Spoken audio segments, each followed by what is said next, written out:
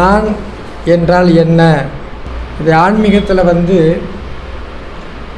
ஆணவம், மலம் அப்படின்னு சொல்லுவாங்க. நாம் குழந்தையாக பிறந்த பொழுது நமக்கு மனம்னு ஒன்று இல்லை. வளபெருமானே சொல்லுவார், அகங்காரம் எனும் இருட்டறையின் குருட்டு முடப்பயலே. இப்போ கனவு காணும் பொழுது நமக்கு நான் இல்லை, எழுந்தால் நான் வந்து கனவு காணும் பொழுது இந்த பிரபஞ்சத்தோடு நாம் இணைந்து விடுகிறோம். மனம், புத்தி, சித்தம், ஆகாரம்ங்கிற அந்த காரணத்தில் தான் நான் இருக்கிறது. அந்த காரணத்தின் ஒட்டுமொத்த உருவம் தான் நான். உண்மை பொருளை, மெய்ப்பொருளை அனுபவிப்பார்கள். அப்படி அனுபவித்தவர்கள் கண்டது தான் பேரின்பம் அல்லது இறை அனுபவம், சுவானுபூதி. வானாகி மோகினியாய் பிந்துவாகி மற்றவையால் காணாத வானமாகி நானாகி நான் அல்லனாகி நானே நானாகும் பதமாகி நான் தான் கண்ட தானாகி தான் அல்லனாகி தானே தானாகும் பதமாகி சகஜஞான வானாகி வான் நடுவே வயங்கும் தேவைங்கிறார். அருள் பெருஞ்சோதியை அனுபவிக்க வேண்டுமென்றால் நம்முடைய உடலில் உள்ள இறைத்துவத்தை அனுபவிப்பது. இந்த இரண்டையும் தெரிந்து கொள்வதுதான் ஆன்மீகம்.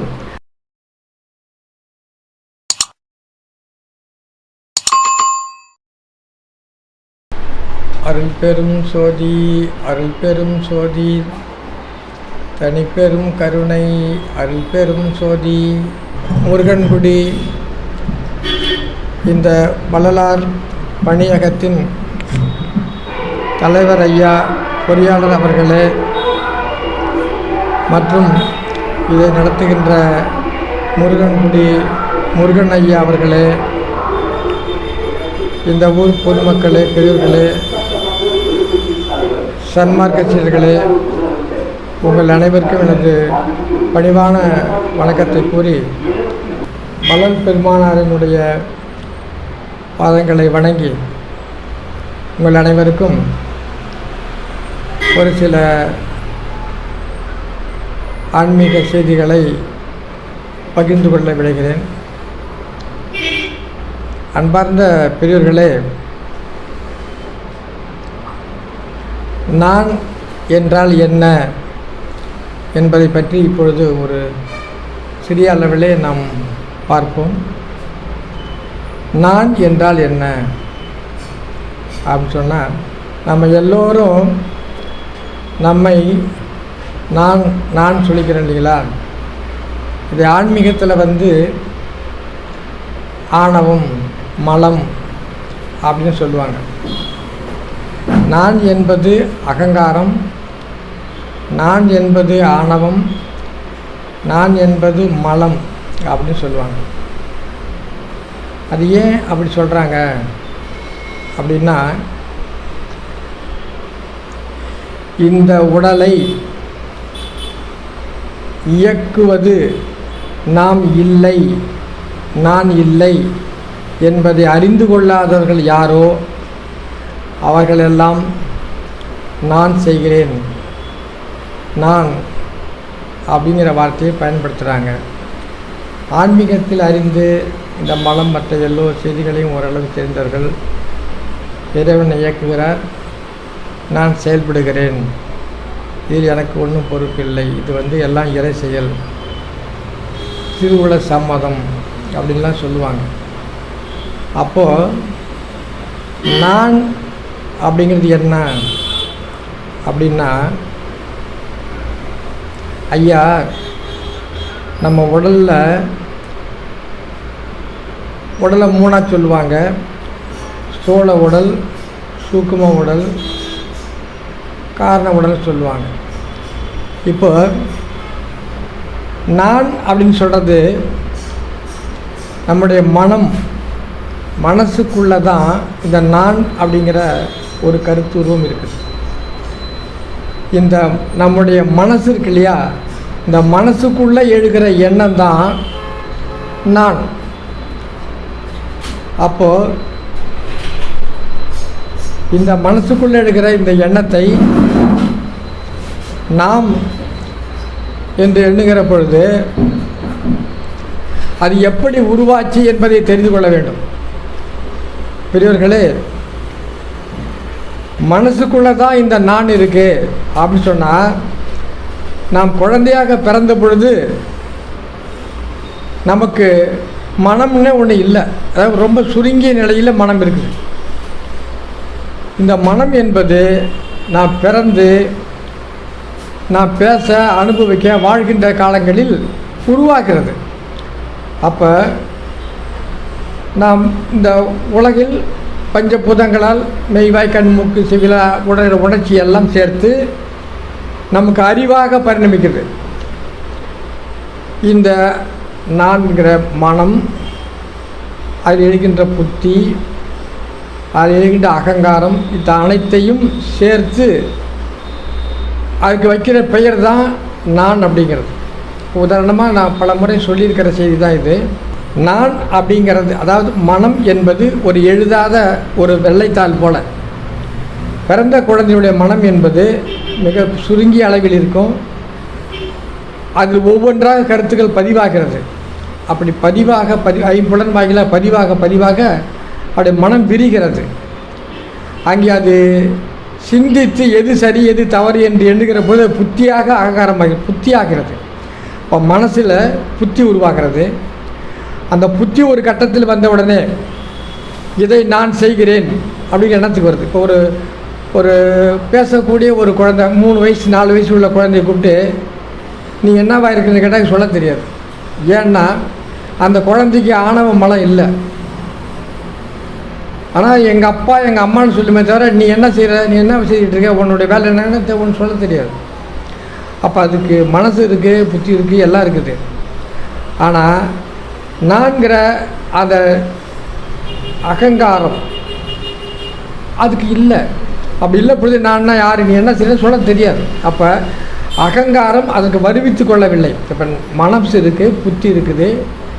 இந்த ரெண்டும் சேர்ந்து உருவாக்கி ஒரு செயலை செய்கின்ற பொழுது தான் அங்கே அகங்காரம் அப்படிங்கிற ஒன்று வருது. நான் இதை செய்கிறேன், நான் இப்போ பேசுகிறேன், வரதராசன் ஆகிய நான் இந்த சபையில் பேசுகிறேன் அப்படின்னு நான் பேசுகிறேன்னு சொல்லும் பொழுது எனக்கு அகங்காரம். அந்த அகங்காரம் எங்கே இருக்குன்னா சித்தத்தில் தான் இருக்குது.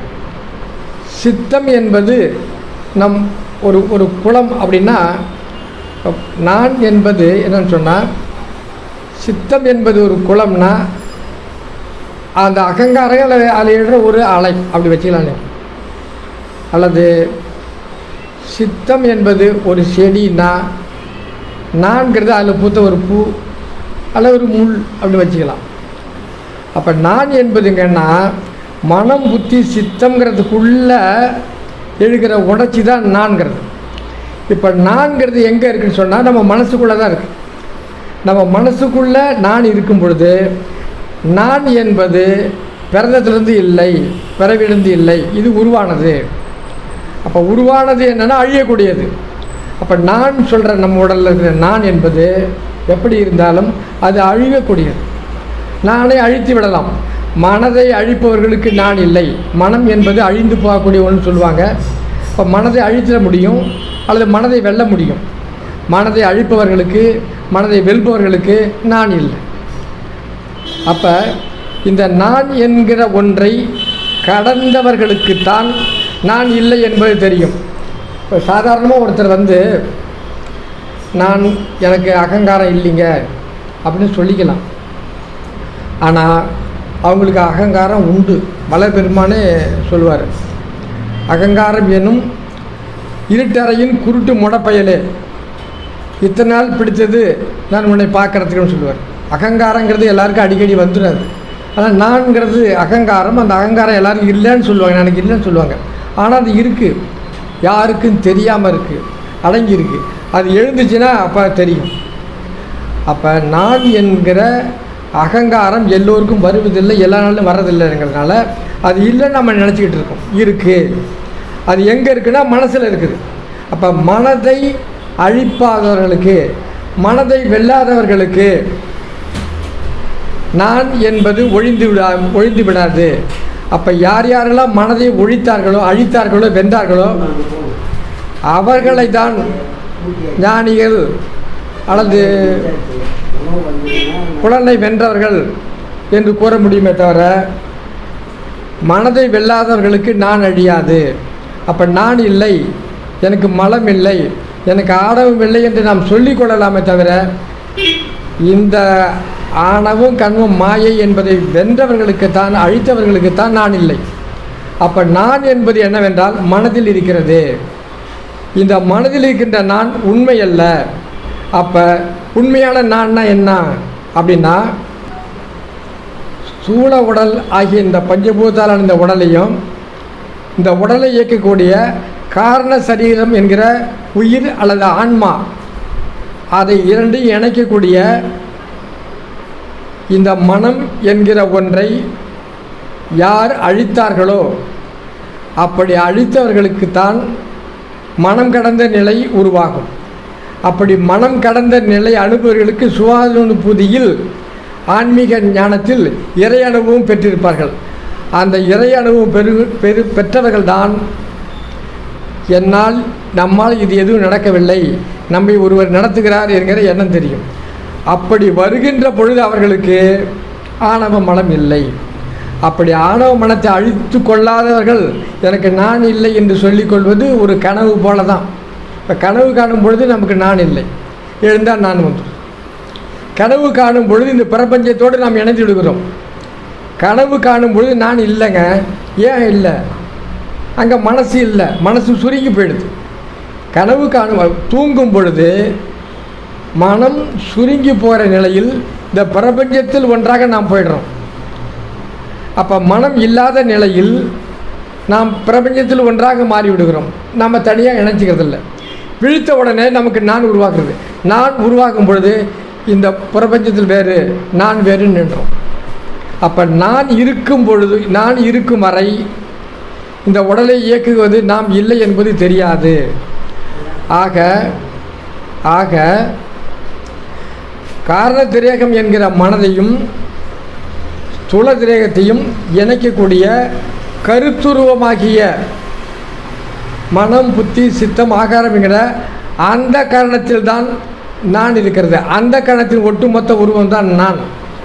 இந்த நானை மனதை அழித்தவர்களுக்கு நான் இல்லை. அப்படி மனதை அழித்தவர்கள் உண்மை பொருளை, மெய்ப்பொருளை அனுபவிப்பார்கள்.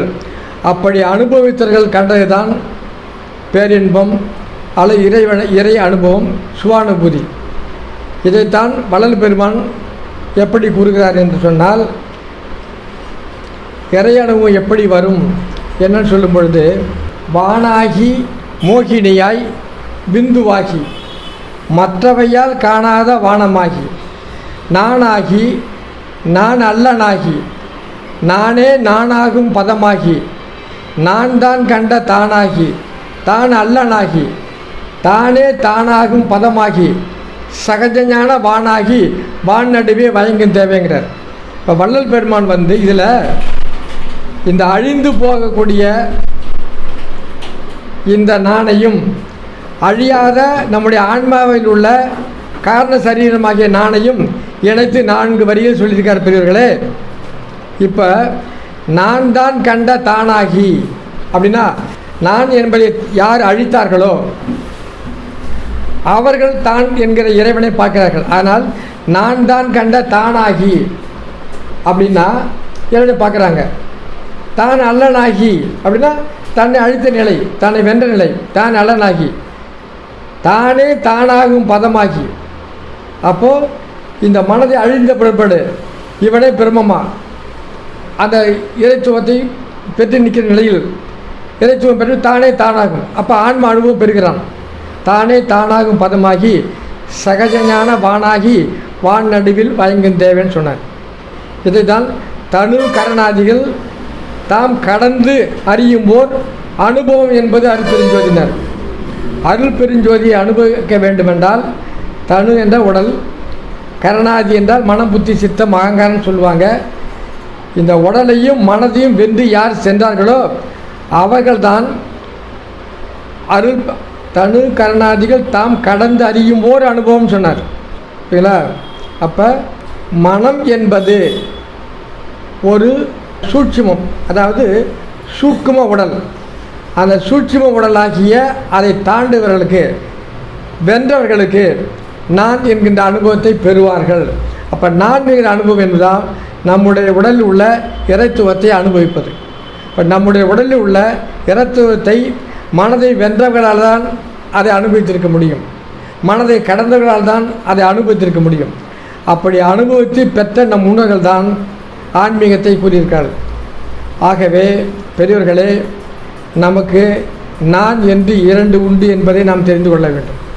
ஒன்று ஆணவ மலம் ஆகிய அகங்காரத்திலிருந்து எழுகின்ற நான், இன்னொன்று நம் உடலில் நாம் இயக்குகின்ற காரண சரீரமாகிய உயிரென்னும் ஆன்மாவாகிய நான், புருஷன். அப்போ இந்த இரண்டையும் தெரிந்து கொள்வது தான் ஆன்மீகம். அந்த இரண்டையும் வள்ளல் பெருமான் அழகாக நான் கூறிய பாடலில் விளக்கியிருக்கிறார் என்று கூறி, இத்துடன் நான் இந்த நான் என்பதற்கான எவ்வளவோ பெரிய விளக்கங்களில் ஒரு சிறு அளவை நான் கூறியிருக்கிறேன். இது சம்பந்தமாக பேச வேண்டிய வாய்ப்பு வரும்பொழுது மேலும் இதை பேசுவோம் என்று இறையர்கள் சம்மதித்தால் என்று கூறி விடைபெறுகிறேன்.